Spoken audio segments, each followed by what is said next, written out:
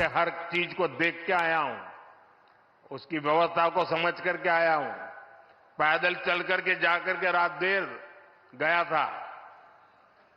ऐसे ही बीते 10 साल में बनारस के विकास की स्पीड भी कई गुना बढ़ी है।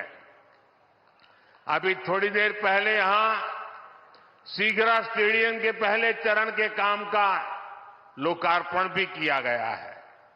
बनारस के युवा खिलाड़ियों के लिए आधुनिक शूटिंग रेंज का भी लोकार्पण किया गया है। इनसे बनारस और इस क्षेत्र के युवा खिलाड़ियों को बहुत मदद मिलेगी। साथियों, यहां आने से पहले मैं बनास डेयरी के प्लांट में गया था। वहां मेरी अनेक पशुपालक बहनों से बातचीत करने का मुझे मौका मिला।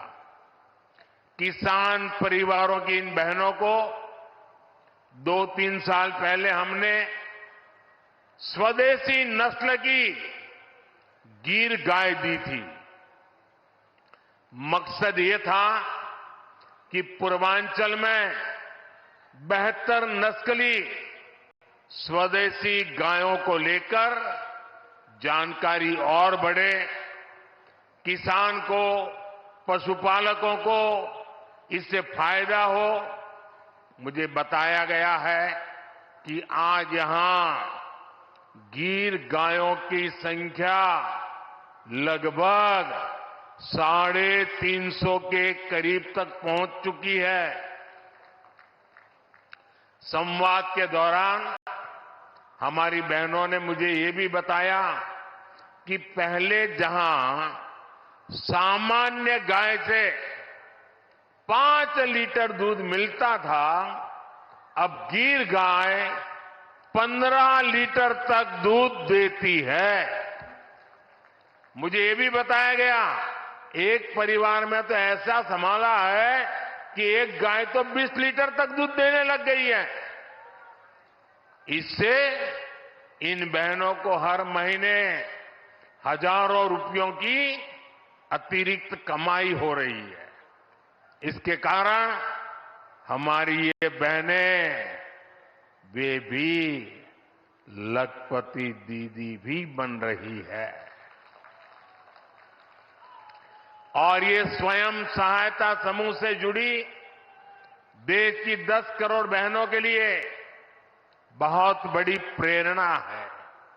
साथियों, बनास डेयरी प्लांट का शिलान्यास मैंने 2 वर्ष पहले किया था।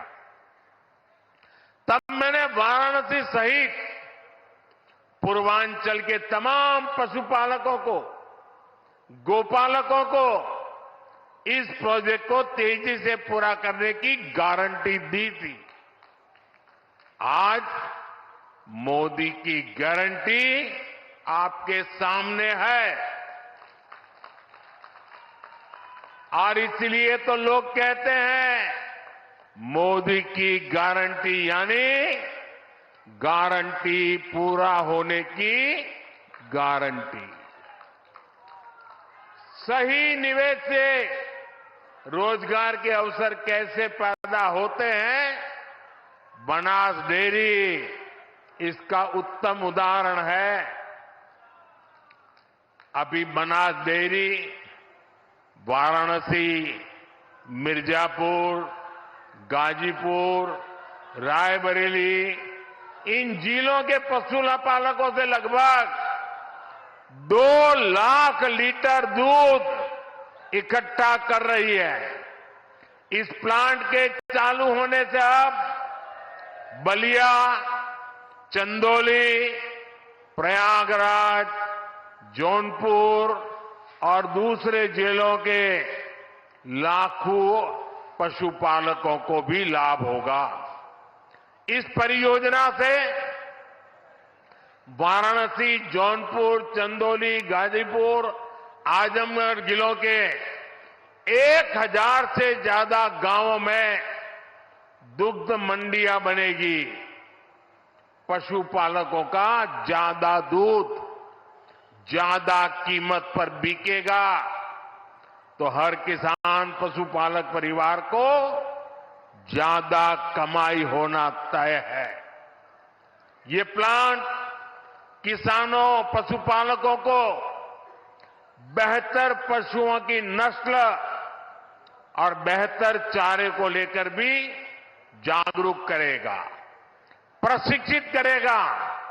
साथियों, इतना ही नहीं, ये बनास काशी संकुल रोजगार के भी हजारों नए अवसर बनाएगा, अलग अलग कामों में रोजगार बनाएगा। एक अनुमान है कि इस संकुल से पूरे इलाके में 3 लाख से ज्यादा किसानों की आय बढ़ेगी। यहां दूध के अलावा छाछ, दही, लस्सी, आइसक्रीम, पनीर और अनेक प्रकार की स्थानीय मिठाइयां बनेगी। इतना कुछ बनेगा तो इन्हें बेचने वालों को भी तो रोजगार मिलने वाला है। यह प्लांट बनारस की प्रसिद्ध मिठाइयों को देश के कोने कोने तक पहुंचाने में बहुत बड़ी भूमिका निभाएगा।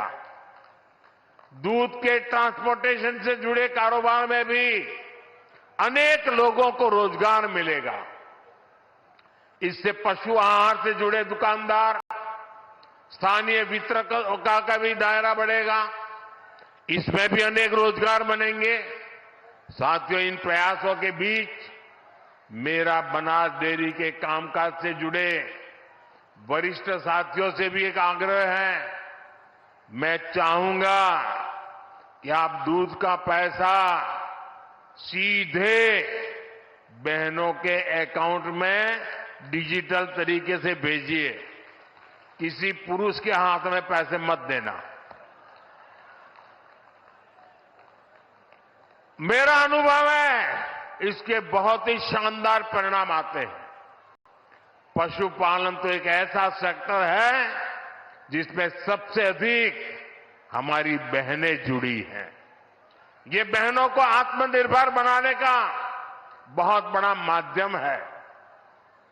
पशुपालन छोटे किसानों और भूमिहीन परिवारों का भी बहुत बड़ा सहारा है।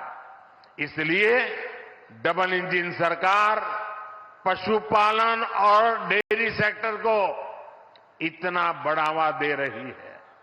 साथियों, हमारी सरकार अन्नदाता को ऊर्जादाता बनाने के साथ ही अब अन्नदाता को उर्वरक दाता बनाने पर भी काम कर रही है। उर्वरक दाता बने।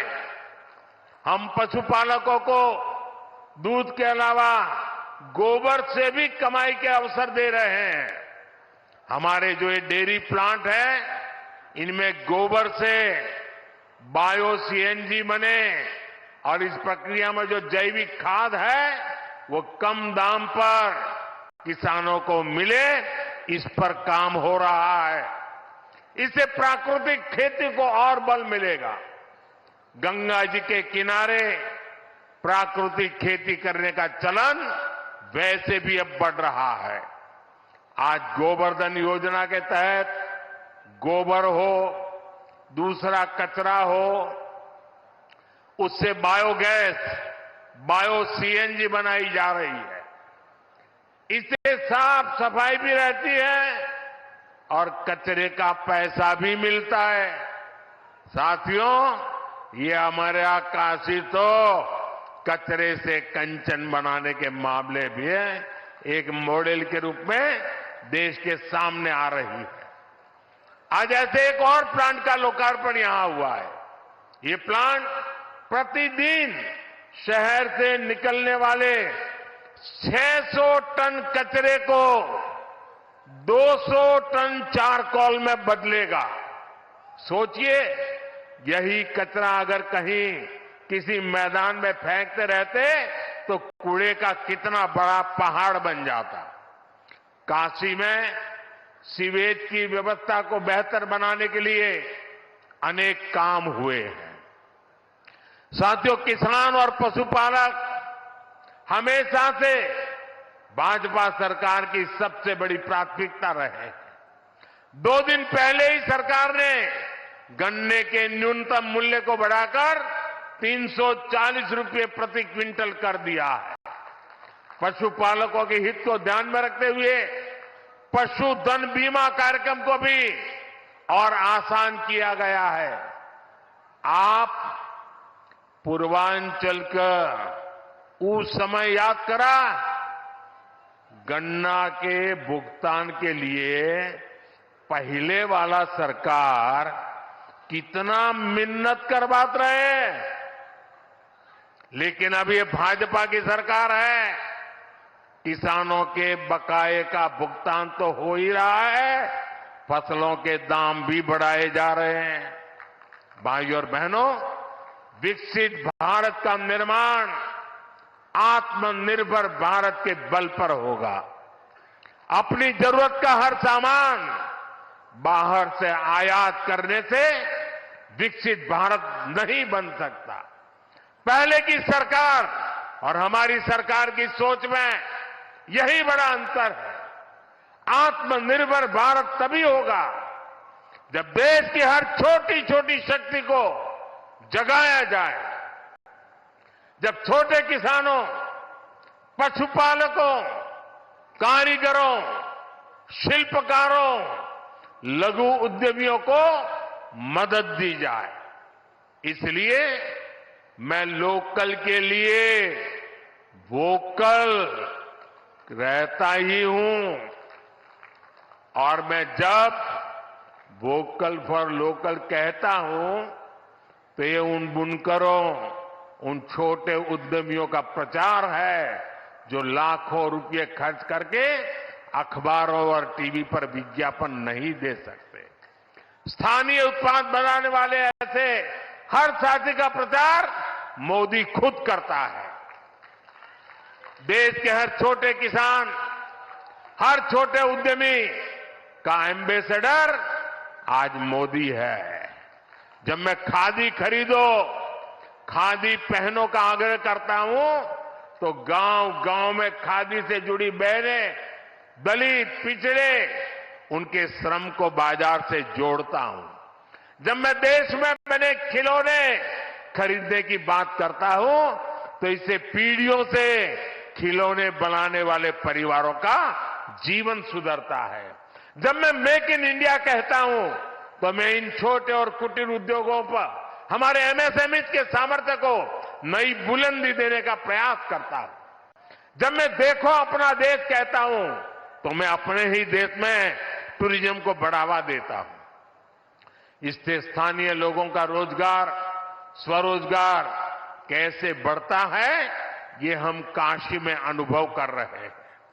जब से विश्वनाथ धाम का पुनर्निर्माण हुआ है, तब से करीब करीब 12 करोड़ से अधिक लोग काशी आ चुके हैं। इससे यहां के दुकानदार, ढाबे वाले, रेहड़ी ठेले वाले, रिक्शे वाले, फूल वाले, नाव वाले, सबका रोजगार बढ़ा है। आज तो एक और नई शुरुआत हुई है। आज काशी और अयोध्या के लिए छोटे छोटे इलेक्ट्रिक जहाज की योजना शुरू हुई है। इससे काशी और अयोध्या आने वाले श्रद्धालुओं का अनुभव और भी बेहतर होने वाला है। भाइयों और बहनों, दशक के परिवारवाद, भ्रष्टाचार और तुष्टीकरण ने यूपी को विकास में पीछे रखा। पहले की सरकारों ने यूपी को बीमारू राज्य बनाया, यहां के नौजवानों से उनका भविष्य छीना। लेकिन आज जब यूपी बदल रहा है, जब यूपी के नौजवान अपना नया भविष्य लिख रहे हैं, तब ये परिवारवादी क्या कर रहे हैं? मैं तो इनकी बातें सुनकर हैरान हूं। कांग्रेस के शाही परिवार के युवराज का कहना है, और चौंक जाएंगे आप, कांग्रेस के युवराज परिवार ने क्या कहा?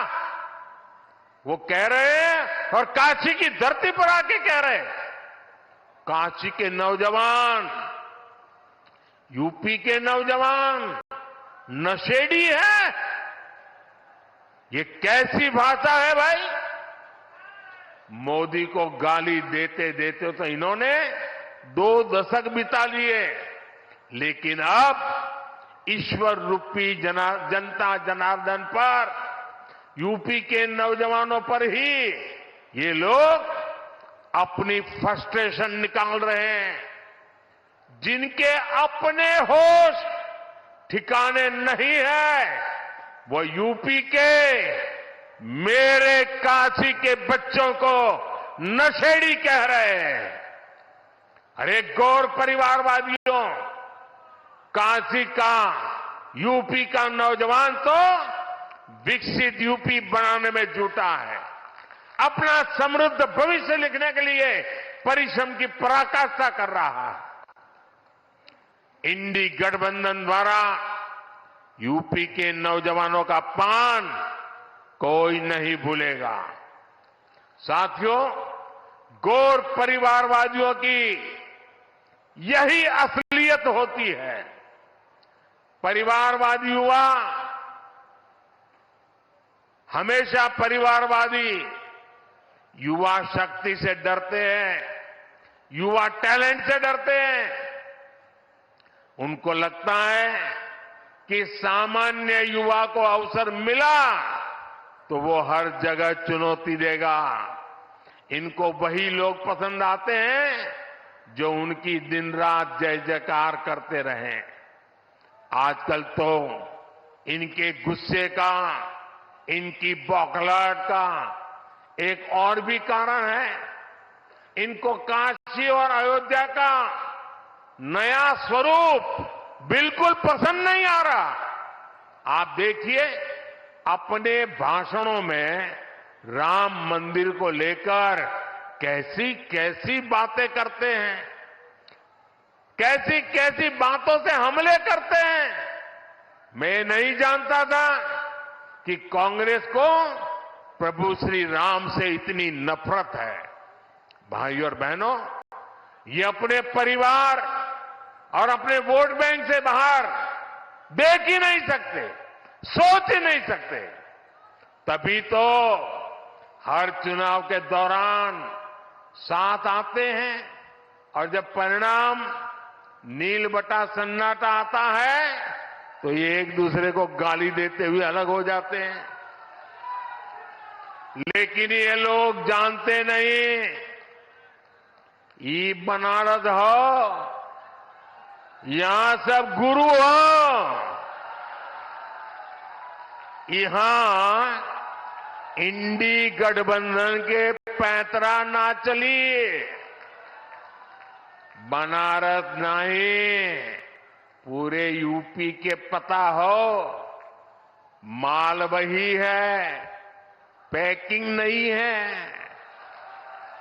इस बार तो इनको जमानत बचाने के लिए ही बहुत संघर्ष करना पड़ेगा। साथियों, आज पूरे देश का एक ही मूड है। अब की बार मोदी की गारंटी है, हर लाभार्थी को 100% लाभ। मोदी लाभार्थियों के सैचुरेशन की गारंटी दे रहा है। तो यूपी ने भी सारी सीटें मोदी को देने का निर्णय किया है। यानी इस बार यूपी 100% सीटें एनडीए के नाम करने वाला है। भाइयों और बहनों, मोदी का तीसरा कार्यकाल पूरी दुनिया में भारत के सामर्थ्य का सबसे प्रखंड कालखंड होने वाला है, सबसे प्रखर कालखंड होने वाला है। इसमें भारत का आर्थिक, सामाजिक, सांस्कृतिक हर क्षेत्र नई बुलंदी पर होगा।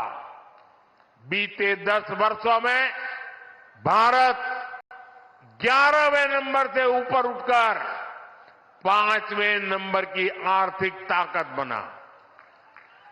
आने वाले 5 वर्षों में भारत दुनिया की तीसरी सबसे बड़ी आर्थिक महाशक्ति बनेगा।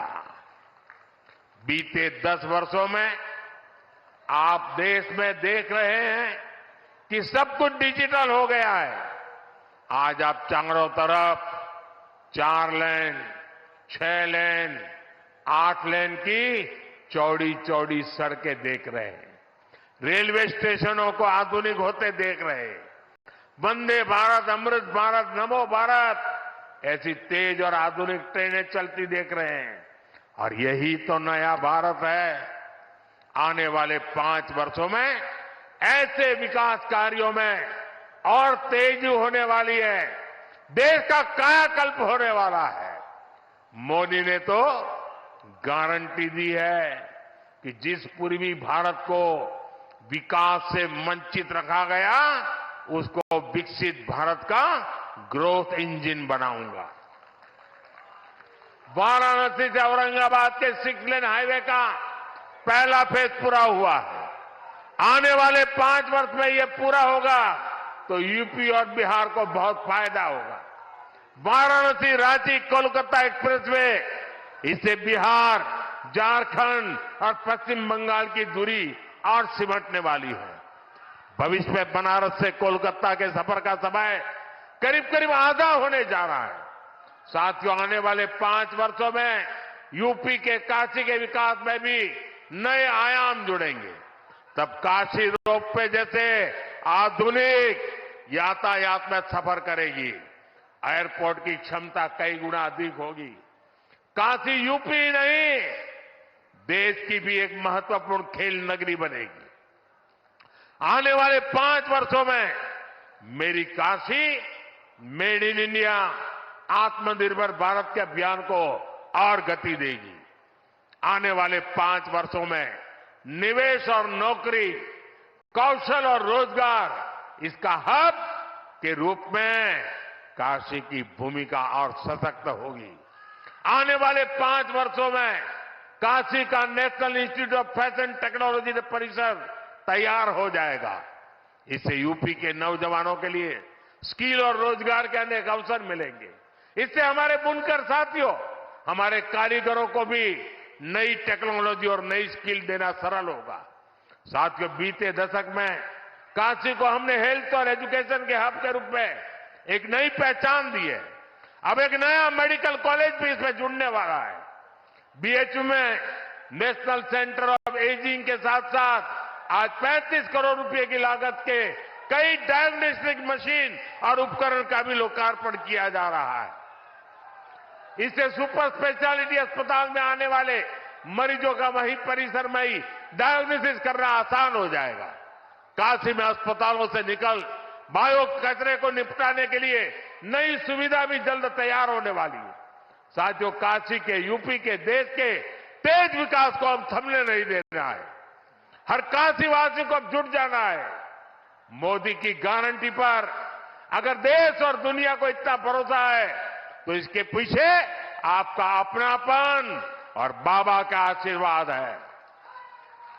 एक बार फिर आप सबको नए प्रोजेक्ट के लिए बहुत बहुत बधाई। मेरे साथ बोलिए, भारत माता की, भारत माता की, भारत माता की। हर हर महादेव।